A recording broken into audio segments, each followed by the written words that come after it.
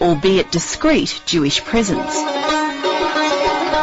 Inside this building is a Jewish library, with books in Hebrew and in Persian, where pictures of Islamic revolutionary leader Ayatollah Khomeini and Moses sit side by side. There's a kosher butchery, where kosher meat is served up by Muslim butchers. And there is also at least one kosher restaurant. It's here I try and talk to some young Iranian Jews who believe their country is misunderstood in the West.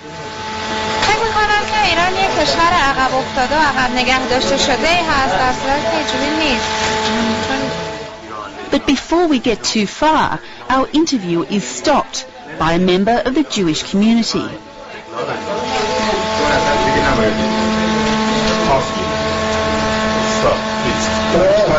شما باید از انجمن ما این مورد مجوز بدید، نه داری خالصا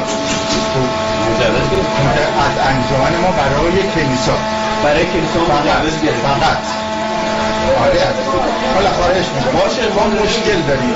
ببینید ما یک کلمه بچه‌های مجاهدی صحبت بکنن ایشون خیلی وارد معلوم صحبت گوش کردن میره اون بر دنیا یه صبح تو روزنامه یه چیزی گفتار میشه ماها که اینجا هستیم گرفتار میشه. Free speech is limited for everyone in Iran, so this incident is not necessarily evidence that Jews are being singled out. However, a US State Department report has noted that Jews here are reluctant to talk about mistreatment, fearing government reprisal.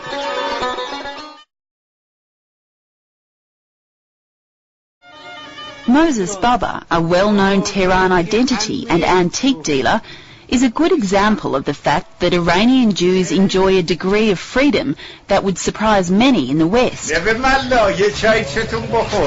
In recent years, Jews like Baba have been allowed to freely visit Iran's archenemy, Israel.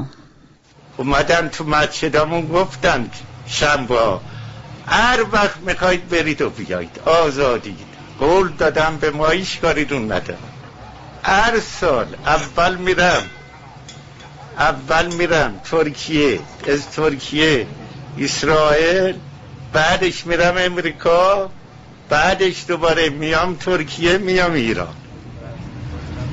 While many Iranian Jews are now travelling freely, statistics show that the number leaving for good is actually falling. Despite the fact he has children and grandchildren in Israel, Moses Baba says he isn't going anywhere. برای که من ایران رو دوست دارم به خدا هر وقت برم اونجا 20 روز میمونم میام اینجا فوری. یه مسلمانای خوب هست که تو دنیا از خوبی نی برای یه مؤمنان خدا پرستن احترام میذارن.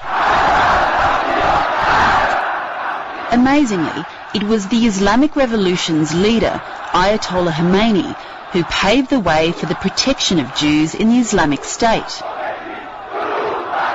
Harun Yashai is a Jewish community leader who was in contact with Khomeini back in 1979.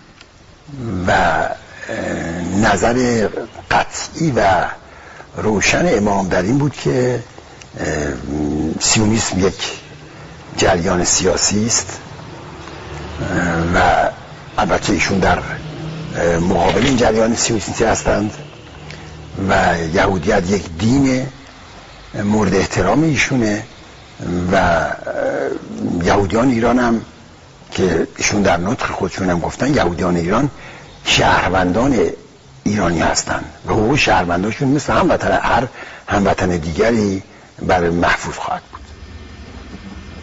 Iranian Jews have certainly fared better than some other religious minorities in Iran, such as the Baha'i. But Maurice Mutamed, the Jewish Member of Parliament, says discrimination does exist. ولی اگر که منظور مقایسه باشه بین حقوق اقلیت‌های دینی و بدنه اصلی جامعه که مسلمانان هستند، خب باید بگیم که یک تمایزها و تفاوت‌هایی وجود داره که ما بعضاً اونها رو مرتفع کردیم و دنبال رفع سایر مسائل و مشکلات خودمون هستیم.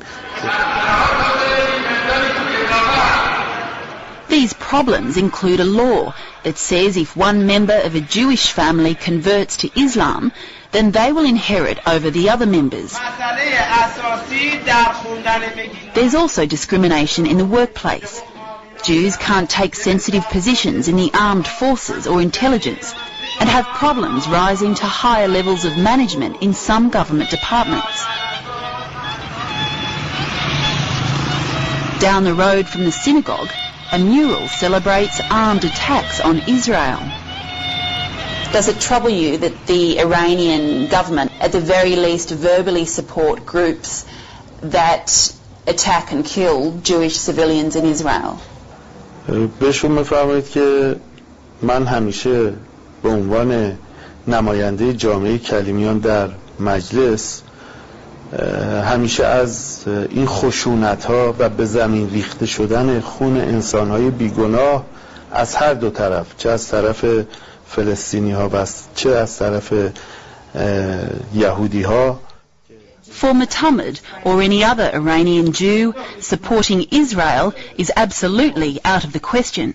فعلا دولت ایران سیاستاش در عدم شناسایی دولت اسرائیل هست و خب سیاست ایجاب میکنه بعضی اوقات که شاید در جهت نرمش جلو رفتن و شاید زمانی در جهت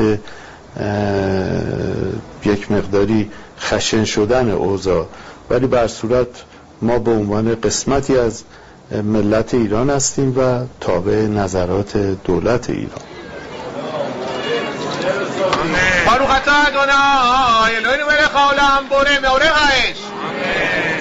Perhaps to Westerners used to the scenes of conflict between Jews and Muslims in Palestine, the concept of Jews living happily in a Muslim state is a strange one.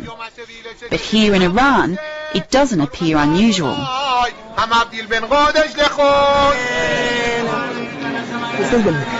من مسلمانم یا شما کلیمی هستین، یعنی این ارتباط فرهنگی ایرانیان با یهودیان بسیار بسیار عمیق‌تر از ارتباط اسلامی جون هم هست.